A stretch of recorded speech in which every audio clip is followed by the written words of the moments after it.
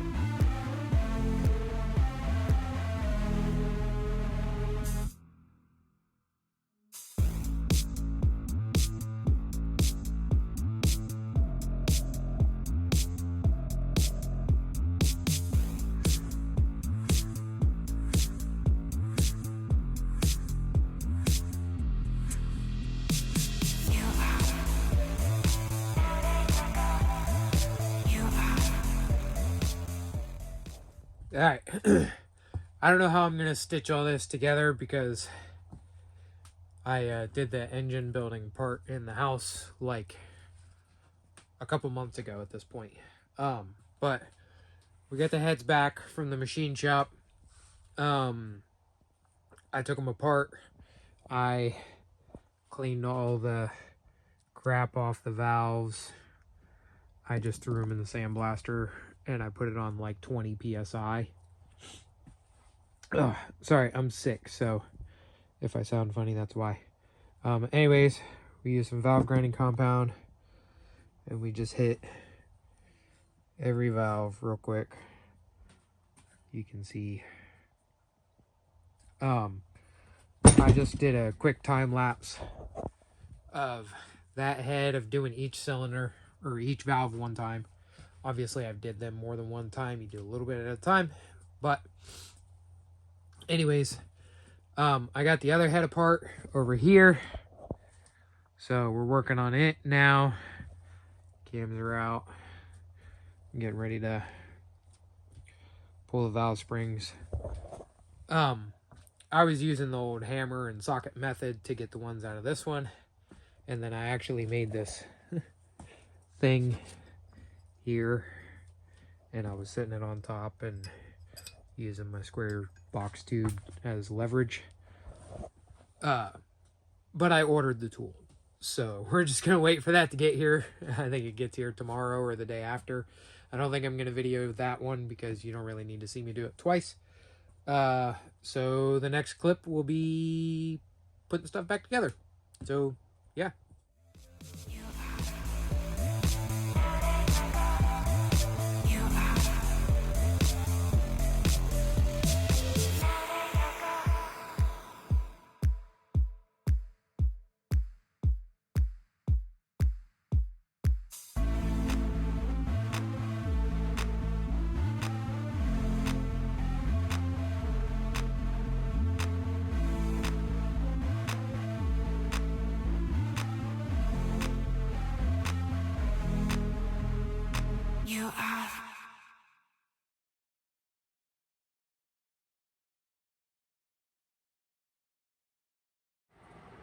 All right, so head number 1 is in the bag. Head number 2, I assembled off the camera, and that's where we're at now. I'm gonna sit this up on this bag and wrap it up, and they're both gonna sit here. I do need to take both of these. I have this one. See, it's still grimy. Like, look how the difference in the heads. I need to clean this, and then the tops of these need to be painted black because you're gonna see them, but I can't powder coat them because that's a machine surface, and the powder coating needs to get to 400 degrees. I don't know what 400 degrees will do to my valve seats, so I'm just not gonna mess with that. Spray paint will be fine. And yeah, so the heads are done. That means now I need to show you guys where I powder coated the front covers. So here's that footage, I guess. All right, so this is the front covers done. This is the inner cover, which this is about all you'll see of it. I realized what happened whenever I did these, why there's like a glossy, not wrinkly part, and then the rest of it is wrinkly. So I'm just going off experience that I had from like 10 years ago at a shop that I worked for. We figured out that the parts were supposed to be hot whenever you sprayed them with powder. Well, it made it easier to spray them, and I'm figuring out now that that's not how it's supposed to be done with like the wrinkle surfaces, because it seems like whenever I sprayed the wrinkle on the hottest part, it would gloss, and then the parts where it had cooled for a few seconds, it would wrinkle more, so it came out better. And I'm gonna experiment with that later and confirm it, but yeah, they came out good. I'm very happy with them. So this one, you're not gonna see from like here down, but still, like, it's a good looking cover. Now, I'm toying with the idea because I powder coated all this stuff black as well in the same pattern. I'm toying with the idea of doing the bolts in the same Cerakote bronze color, just as like an aesthetic thing, because it's gonna have a lot of bronze underneath the hood already. So I don't know, just an idea. We might do stainless, or I might just do black. But yeah, so I'm very happy with those. I'm very happy that the heads are done. We are done with basically everything except for the intake manifold to get this car running. So I guess in the rest of this video, let's finish putting this motor together so that it can be assembled long block, and then we'll get on to the intake manifold project.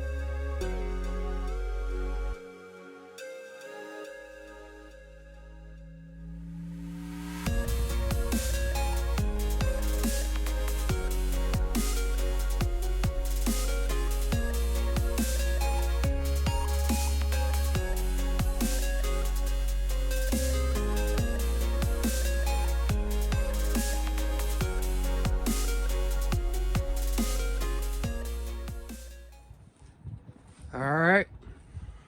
As you saw in all the time-lapse stuff, I didn't do all of it, like doing the timing stuff, just because that shit's annoying and I wanted to focus. But yeah, there is my technically fully built bottom end engine for the Miata. So I'm sick again. I took vacation this week so that I could have like time off from work and get some stuff done on this car. I've been sick the whole time. So sorry I'm not doing a lot of talking in this one. We're going to do a lot of time lapse in this one. So next step is getting it on the engine hoist and getting the transmission shoved on it. I made the oil pan the same size as the hole, which I don't know if I ever showed this, but I did do the sectioning here on this side. So I might have to do some sort of fuckery that lifts the body off of the subframe there and over here, and then the engine goes in and then it goes back down. I don't know. Mistakes were made, and now we're gonna figure out how to work past them. Oh, I also Cerakoted the inside of my transmission tunnel. I absolutely don't know if that's gonna do anything, but I have a lot of it, and I still have over half a bottle left, so I'm gonna do a bunch more stuff. Why not?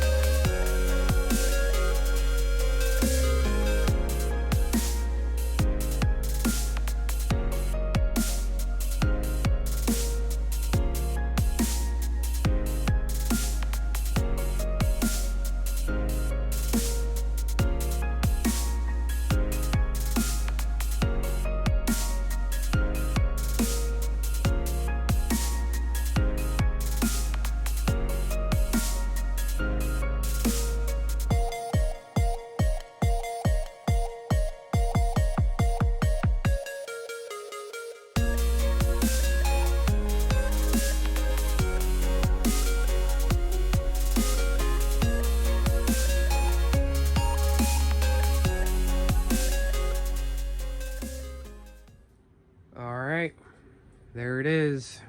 It's finally in its home. I'm still sick, obviously, but as you can see by the time lapse from the camera right there, the engine is installed. It's hanging. Look at my hardware. I spent a whole bunch of time. I couldn't find any engine dress-up kits that I liked that weren't like cheesy titanium or that weren't like $600 or some craziness. I don't even remember how much it was. It might have been like $200. Either way, that's still an insane amount of money to spend on bolts. So I ordered these stainless bolts off Amazon, and I sandblasted them and Cerakoted them. So they are the same as all of my exhaust stuff. So when it comes time to put it all together, they will match. And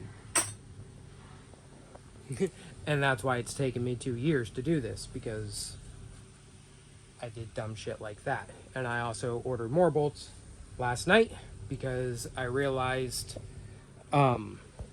These are fine. You're not going to see them because the turbo hangs right here. So like anywhere where you don't see one, you won't see it. I have them for here, but I don't have any for the valve covers. I don't have any for the coil packs. And those are all just these ugly M6. And if we're going to do some, we might as well do them all. $10 for 35 of them. So, but it takes me like half a day to make them nice. Anyways, that being said, I think we're going to close this video here. I wanted to get the engine in and get it started and blah, blah, blah. But if you're paying attention, the intake manifold is in the background over here. So, it's not done yet. And I was impatient, so the engine's in the car before the intake manifold is done, and I probably have about another week on that, and then time editing the video. So you guys are just gonna have to come back to see it actually fire up. So yeah, thanks for sticking along, I guess, if you have this far. Do the like, comment, subscribe thing, because it helps me, you know, grow as a channel, and it helps me keep motivated to make more content. Sorry if this video was long, but I wanted to be detailed.